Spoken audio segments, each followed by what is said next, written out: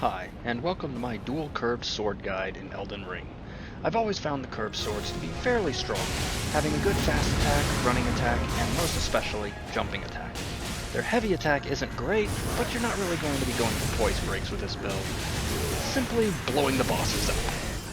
Stat allocations are simply as much vigor as you feel comfortable with, dexterity until 60, and then I recommend putting points into arcane for a standard dex arcane bleed build.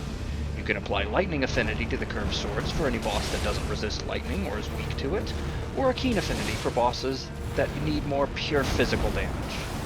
Eventually, once you hit enough high enough level, you will want the occult affinity for pure physical, as it does tend to outscale pure keen with enough points into both arcane and dexterity. Talismans are the winged sword insignia, found in Stillwater Cave, dropped by a Cleanrot Knight. The Claw Talisman, found on the top of the tower in Stormvale Keep.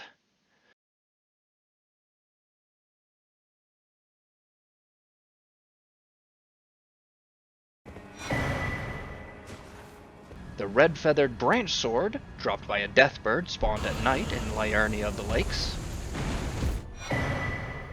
And Millicent's Prosthesis, a talisman requiring Millicent's questline to be done all the way from the start, where you give her the needle, to giving her the Valkyr's prosthesis, and finally at the Windmill Village defeating the Godskin Apostle, and then you can simply kill her for a talisman.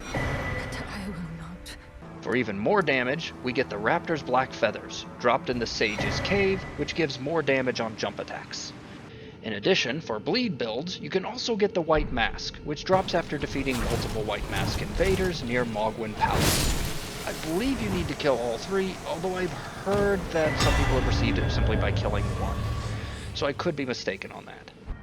The final key to this build is the Thorny Cracked Tear, which drops from a putrid avatar in the consecrated snowfields. Effectively, how the build works is simply a lot of effects all boosting each other. The curved sword jump attacks hit multiple times, fully proccing the multi-hit talismans and the cracked tear for the final hit, which is what does most of the damage, as well as being boosted by both the Raptor's Black Feathers and the Claw Talisman for jumping. For bleed, the Winged Sword Talisman can be swapped for Lord of Blood's Exaltation. It's a slightly more consistent damage boost as long as the boss is vulnerable to bleed, or you are using the Seppuku Ash of War, which is found to the east of the Frozen Lake, which will also proc it. The Ritual Sword Talisman is another alternative for a slightly weaker damage boost, but it merely requires you to be at full health, found in the Lux Runes on the Altus Plateau, coming from the Grand Lift of Dectus. It is a bit safer if you aren't confident in your ability to avoid getting hit, as the Red Branch Feather Sword Talisman requires you to be extremely low in health.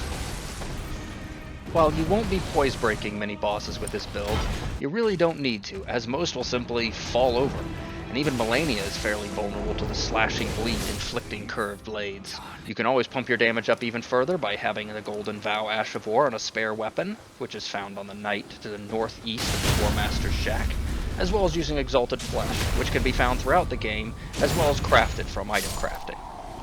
Hopefully you found this information interesting, and maybe feel like giving it a try yourself. Hope you enjoy, and thanks for watching.